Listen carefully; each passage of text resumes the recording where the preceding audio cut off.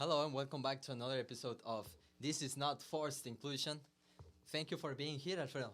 It's a pleasure to be here. I'm glad to share with the rest of the community our learnings, understandings about the things we have learned in this semester. Me too. We are very excited today because we are making a podcast from scratch about inclusion. Isn't it exciting? Yes, of course. We already had a couple of classes about inclusive education. We had a complete course about it. And I want to start with the main question, I think, about these following chapters. That is, for us that we have been learning about inclusion, what means inclusive education according we have learned in the subject with the same name? Okay, it is a very good question, Alfredo, because inclusion is a really hard and deep provoking term, a concept, due to it is about politics, social culture, and ethics, etc. So it is very big, it is huge, it is a huge concept, Yes. as humanity is. Well, anyway, according to the Gabinete de Igualdad para todas las personas 2002, inclusion or inclusion in education, it is about a construction, a build of a social and scholar environment where all the kids, teenagers, even of as adults can join into a class and take advantage of everything that is in our hands. Talking about the humans, resources or material resources, because it is also related with the barriers of learning. So, inclusive education, it is something that has to attack these barriers, Alfredo. Of course, and how it's supposed to attack those barriers? What are the statements that promote Yes. that inclusive education? Well, inclusive education is not a topic of today. It has been doing for a long time since UNESCO, and about the Human Rights Declaration. It starts with diversity, by joining every single human in the parties, in the education, in the democratic processes. So how can, what was your question, Sidney? What was the statements that support that inclusive education? Got it. Now in 2022, with our new brand syllabus, Nueva Escuela Mexicana, we can say that education has the obligation of include every single child and teenager, every single human, even though their religion, color of skin, hate, etc. So it is not a matter, because our education has to be, how do you say? Social justice? Yes, the social justice, of course. The Nueva Escuela Mexicana is searching the social justice by the colonial perspective. So it is a very good point. Yeah, I don't know if you remember, but when we were in first semester, we used to read a lot the 2017 syllabus, Aprendizajes Clave. Indeed. And at the first pages, they said it was an inclusive curriculum because they promote not just in the classroom, it was further than that. We were talking about society to build a inclusive society based on social On a social way. social, how do you say, social justice. And well, the program wanted to build a fairer society. So when you say now 2022 with the Nueva Escuela Mexicana, um, that perspective has not changed at all, but was more focused on the classroom because they said in the eje articulador Yes. inclusión that every child must be included in the classroom. How do you say?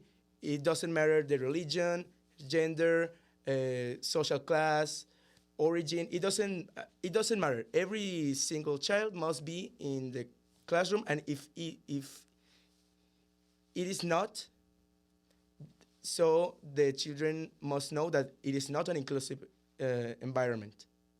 Got Yeah. it. Yes, of course, Alfredo. And you mentioned something in the class, but inclusion does not stop between the fourth walls of the Yes. classroom. Inclusion has to be more than that. You said further, to the streets, to our neighborhood. In a nutshell, inclusion has to be in every single city, and course. in the aisles, etc. So how can how can we be more inclusive? Here we have a question of Porter. our partner Yareli. So let's hear her, please. Hi, my name is Yareli and I'm from Santa Catarina. How can I be more inclusive in my classroom? I'm currently teaching fifth grade. Bye! Goodbye, Yareli. Thank you for your question. So, Well, Alfredo? if we remember, we made a article in a book published by the Normal that was named "The Future Teacher's Role in Attention to Diversity," and we touched that topic. We compare some ideas from different authors. One of those was Segner, that said that teachers have a perspective of diversity as a problem, and they see their students by a very individualistic way. So that perspective could be a barrier from teachers for being inclusive in their classrooms. So the first step, I think, to avoid to be more inclusive is to change that perspective, to change our minds. And after that, I don't know if you remember the Tomlinson ideas about differentiated classroom. Tomlinson 2001. Of course. And it's a A declaration of 17. yeah, 17 Skills. skills. Yeah, good teaching skills. And they talk us about the differentiated instructions classrooms. That means that as teachers, we should offer to our students different ways to achieve the goals we propose them, different avenues to achieve their learning, the expected learnings. And, well, commonly it is the teachers used to think that when we talk about different instructions, we are like, okay, I have a children with this disability in this situation, and I'm gonna give him a different work to do. And it is not differentiated instruction classrooms. Yeah, it is a poor view about it. So when we talk about differentiated instruction classrooms, we must see it like giving new opportunities for learning. Yes. Do you remember the universal design? Yeah, the universal design of learning, I guess. Yes, we studied it in During the semester. yes, during And inclusive education subject. This universal design. it is pretty related, I think. Yes, and we have another question, Alfredo, and it is from another viewer, and here it is. Hello, Mario and Alfredo. I have a question for you. Is the Escuela Normal an inclusive institution? I'm so sorry for the background noise, guys. Thank you. Bye. Oh, not a problem, Carol, about the noise. Is it, Alfredo? Let's just see the numbers or results of that inquiry. Yes, it was. It was 50%, wasn't it? Yeah, it was. We had two relevant results. In one of the questions of the survey we implemented, a 56% of the students perceive themselves as a part of the teachers training school community. So a 44% are not self don't self perceive them as part of the community. They are not feeling included on the Escuela Normal. That it is not the majority, it's not a big part of the total of students, Yes. but it is a important number. Yeah, and another important topic is the relation of students and teachers, because more than 50% of students interviewed said that the teachers don't care about the learning through the semester. Okay. That it is a considerable part of the population we studied, because, well, in our book we said when teachers don't care about the specific necessities of each student, don't implement a differentiated classroom, also in here in the Normal, the expectations from the groups are not positive about the relations they have with them. Okay. It is a very hard information in the statements, Alfredo. And of course, we have our references here. If you want to read that book, what's the name of the book?